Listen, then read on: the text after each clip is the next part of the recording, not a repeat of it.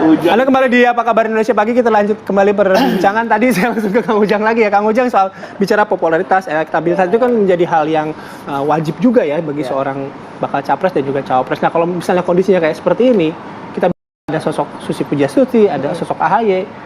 Rasional ke AHY dong kalau misalnya kayak gitu? Ya kalau kita lihat komposisi koalisi dulu partai kan 20%.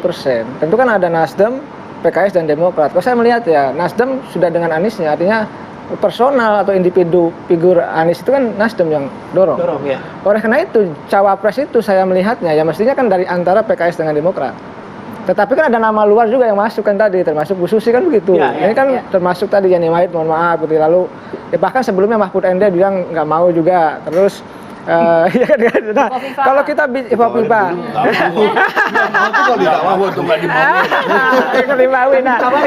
akhirnya saya melihat kalau melihat dari struktur itu ya, struktur politik seperti itu, maka sebenarnya ya ada di PKS dengan Demokrat kuncinya. Cuma kan terkadang ada apa namanya ya komunikasi yang tidak bagus juga, misalkan ya, antara di koalisi perubahan itu, misalkan ya dengan Demokrat dengan Nasdem, itu kan kadang-kadang berbeda, tapi biasa berbeda persoalan tentang figur cawapresnya.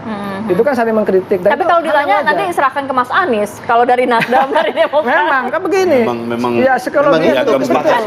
Tetapi Nasdem mengatakan juga kalau Pak Anies beretika, katanya tolong dong komunikasi juga cawapresnya dengan kami kan begitu. Sejatinya kan harus begitu. Walaupun memang sudah diserahkan Pak Anies, tetap kalau nanti harus ada komunikasi. Kalau cawapresnya yang lain, Demokrat juga pasti marah dong. Nah, Demokrat memang pasti marah, Bang Herzaki. Kalau cawapresnya yang lain, selain Mas AHY, itu kalau marah itu, kalau tidak pernah komunikasi. Tapi ini dikomunikasikan. Kalau Mas AHY kan hampir setiap hari komunikasi intens. Dengan Nasdem juga intens komunikasi. Dengan PKS juga intens komunikasi. Hanya kan nggak semua kita laporkan ke media. Hanya memang ini kadang-kadang ini, kadang-kadang media ini kan atau pengamat ini bilang, wah lagi apa enggak ini. Inilah perbedaan dan kelebihan dari koalisi perubahan. Bagi kami ini berbicara, berdiskusi, beda pandangan, sah-sah saja wajar. Ya kan? Karena inilah Indonesia gitu loh. Kalau di kita aja kemudian semua harus seragam, ada yang beda dikit dipanggil. Wah ini demokrasi atau apa kan enggak. Tapi mungkin nggak cawapresnya di luar dari koalisi perubahan, seperti nama Ibu Susi begitu, atau nama-nama yang lain begitu. Kalau kami Demokrat sudah tegas dan jelas, urusan cawapres sudah tuntas, mandat sudah di Mas Anies, kita sudah punya piagam, ada kriteria di situ. Ya silakan kita tunggu saja Mas Anies memutuskan sesuai dengan kriteria, mau dari dalam, mau dari luar. Bagaimanapun panduan kami, pegangan kami adalah piagam, karena bagi Mas AHY yang paling penting adalah rakyat ini yang utama. Rakyat ingin perubahan, tokoh utama perubahan adalah Mas Anies. Masalah wakil, kami sudah bersepakat bertiga dan Mas Anies berempat jadinya kan, dengan 4 pihak ini. Ada 5 kriteria, ditambah lagi oleh Mas Anies kriteria 0. Bagus ini kriteria 0. Sebenarnya kriteria 0 ini bukan tambahan kriteria ya. Tapi ini sama sebenarnya, penegasan aja. Karena di kriteria pertama kan punya kontribusi terhadap pemenangan. Satu punya kemenangan itu konteksnya, satu punya elektabilitas, kedua tidak punya kerentanan politik. Nah, kerentanan politik ini bisa juga diartikan sebagai ya bebas dari masalah hukum salah satunya. Oke, kerentanan politik bisa diartikan gini juga nggak, Bang Herzaki, ketika nama Mas AHY disebut sebagai salah satu yang masuk monitor cawapresnya Ganjar Pranowo?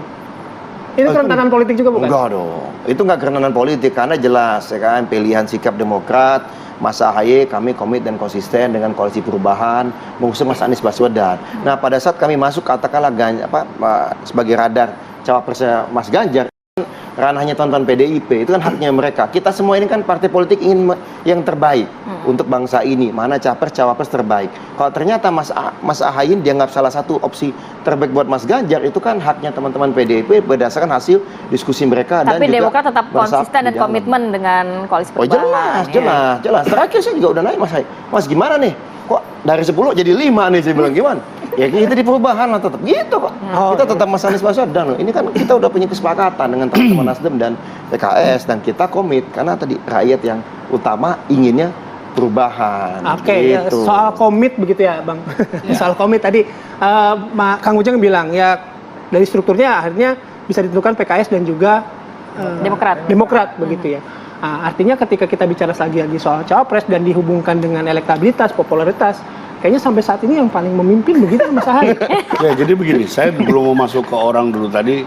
Jaki sudah ungkapkan kriteria, benar itu sudah diserahkan kepada Pak Anies poin 4 dan cawapres kita itu bisa lintas gender, bisa dari koalisi, bisa dari luar koalisi. Yang penting terbaik untuk bangsa. Itu juga kami selalu membangun komunikasi yang terbuka. Anda lihat beberapa kali seolah-olah terjadi pertentangan antara waketum kami dengan Andi Arief dan segala macam. Itu bagian Tadi mau nyinggung ini, tadi ada keluarin dulu. bukan itu bagian dari pendidikan politik. Kita ingin terbuka. Kita kan mau bicara soal rakyat, bicara soal nasib rakyat. Semuanya rakyat harus tahu. Tapi asal teman-teman tahu, semua komunikasi keluar yang dilakukan oleh anggota-anggota koalisi ini selalu dikomunikasikan ke kita. Kalau dibaca di medsos memang apa namanya, Sekjen Demokrat juga 1 hari sebelumnya WA kita mau bertemu dengan Partai Gerindra. Jadi yang lebih penting generasi muda ini, apa yang dipertontonkan oleh Anies dan Susi itu menurut saya pembelajaran pendidikan politik yang paling baik. Soal wapres ya terus, soal cawapres ya terus kita bicarakan. Saya juga heran mengapa media selalu mendesak koalisi perubahan yang harus dulu.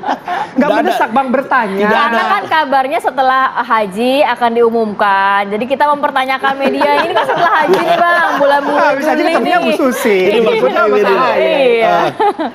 Kita tidak ada satu situasi yang mendesak bagi kami untuk segera mengumumkan. Biarlah ini bergulir terus, ya kan?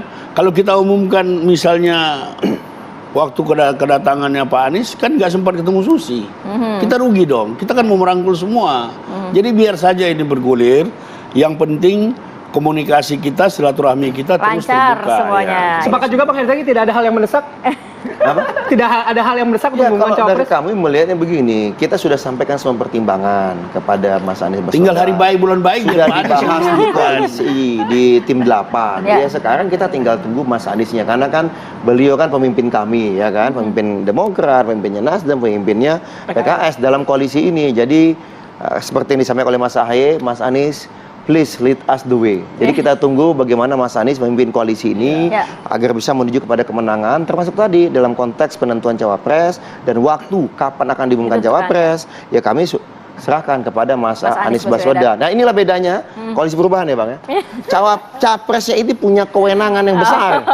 Kalau Ya yang kan? lain Luar biasa. Enggak, saya nggak bilang Kalau- begitu. Oh, Saya nggak bilang kirain. begitu. Kalau ngomong salah-salah dikit di media nggak ada dipanggil-panggil. Itu, Kang Ujang saja, Kang Ujang.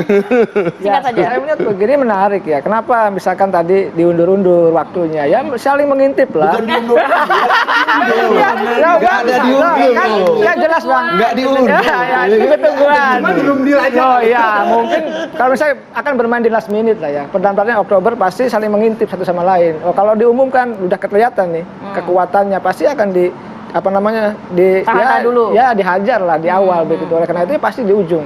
Oke, Nah, jadi nanti- kalau kita ngobrol lagi soal cawapres, mau bagaimanapun dialognya gitu ya, tetap nanti mungkin diumumkannya tetap Oktober gitu ya. Pas mepet ya. Langsung ini.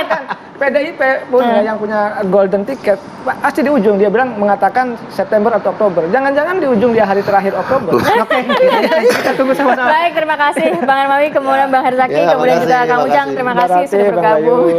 Oke, masih ada beberapa informasi yang akan kami hadirkan sesaat lagi di Apa Kabar Indonesia Pagi.